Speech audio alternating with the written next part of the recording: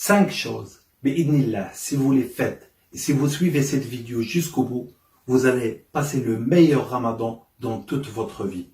Je vous invite à voir cette vidéo et à bientôt.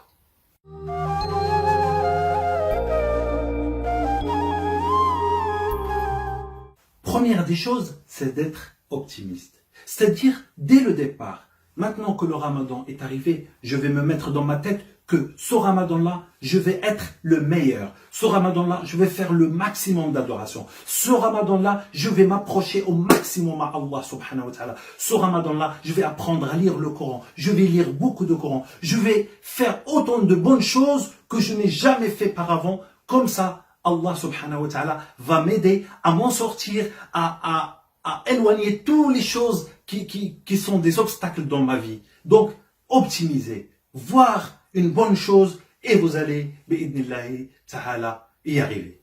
Deuxième des choses, c'est de faire la prière en continu et en bon moment. Inna salata kanat ala al-mu'minina kitaban mawquta. La prière, elle est toujours liée avec son temps. Elle est liée aussi avec la concentration, avec la présence. Je vais, Inch'Allah, ce ramadan, je vais faire toutes mes prières à l'heure et je vais les faire avec grand cœur, avec concentration. Je vais lier, parce que le mot as-salat veut dire la liaison.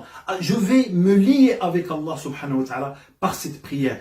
Quand je suis dans le sujoud, dans la prosternation, je veux demander avec Allah subhanahu wa ta'ala, avec toutes mes capacités et toutes mes forces. Et une autre chose, puisque nous sommes en confinement, Inch'Allah ta'ala, pendant ce confinement, nous essayons tous de faire les prières avec les personnes qui sont avec nous dans la maison. Les parents, pour ceux qui sont jeunes, ou les enfants, pour ceux qui sont déjà parents. On va faire la prière ensemble. Ensuite, une fois que la prière elle est terminée, on va faire quelques dhikr ensemble. Ensuite, on va réciter un hadith du prophète sallallahu alayhi wa sallam. On va essayer de le lire en groupe. Chaque fois, une personne, il le lit en français, en arabe, ce que vous voulez. Le principal, c'est de faire entrer dans cette maison où il y a le confinement. Al-Hajr al-Sihi, tu vas faire entrer des anges et tu vas faire entrer les lumières et tu vas voir que ce confinement va être une paradis chez toi, bi'idnillah, mes chers frères ou ma sœur. Troisième des choses, la lecture du Coran. Le mois de Ramadan, c'est le mois du Coran. C'est le mois où Allah subhanahu wa ta'ala a descendu le Coran. Donc c'est le mois où je vais lire le maximum de Coran possible. Si je sais pas lire l'arabe, j'essaye de lire en arabe. J'essaye d'écouter beaucoup d'arabe et j'essaye de comprendre, de lire en français afin de comprendre. Et j'essaye de gagner beaucoup de hasanat. Parce que le prophète sallallahu alayhi wa sallam, il a dit dans le sens du hadith, pour chaque lettre, tu as une hasana. Chaque lettre que tu lis le Coran, tu as 10 hasana. Comme il a dit le prophète sallallahu alayhi wa sallam. Donc, tâche que tu vas, Inch'Allah, terminer, achever le Coran une fois, 2 fois ou même 4 fois si tu peux. Le principal, c'est de faire et de donner un bon moment pour le Coran. Si tu n'arrives pas à le lire, tu fais des écouteurs ou bien tu mets un haut-parleur et tu écoutes le Coran de A à Z avec cœur et présence. C'est pas en faisant quelque chose, non. Il faut que ton cœur et ton esprit soient présents afin que tu profites le maximum de ce Coran. Quatrième des choses, c'est de faire le bien autour de toi comme tu peux. Donc, pensez à ceux qui n'ont pas les moyens.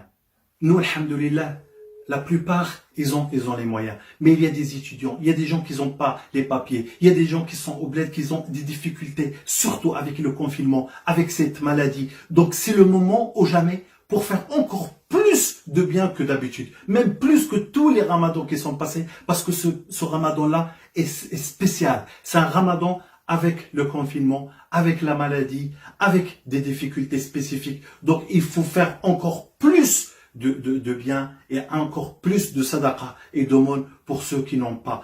Parce que le prophète sallallahu alayhi wa sallam, il était tout le temps un bienfaiteur. Il donnait toujours sadaqa. Mais encore plus quand c'est le ramadan. Alors, on va s'entraider et aider le maximum ceux que nous pouvons, que ce soit des étudiants ou des nécessiteux ou dans les pays qui sont pauvres. Cinquième des choses, et ça aussi c'est très important, c'est de laisser toutes les mauvaises habitudes et de s'habituer ou d'apprendre des bonnes habitudes.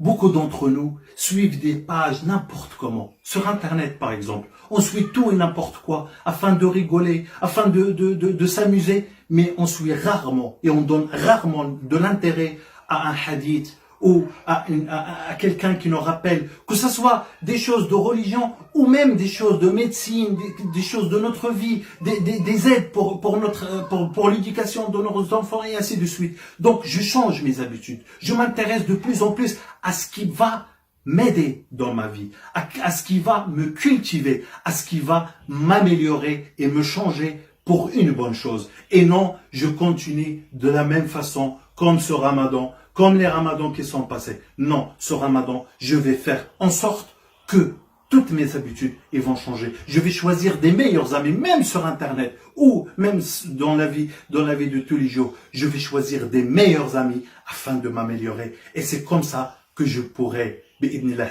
ta'ala, changer. Et de cette façon-là, je vais vraiment être le meilleur, ça va être le meilleur Ramadan pour moi parce que je vais changer. Le but de Ramadan, ce n'est pas de rester sans manger ou sans boire. Le but de Ramadan, c'est vraiment d'atteindre la piété. C'est de vraiment craindre Allah subhanahu wa ta'ala et de le connaître tel qu'il le mérite. أقول قولي هذا وأستغفر الله لي ولكم والسلام عليكم.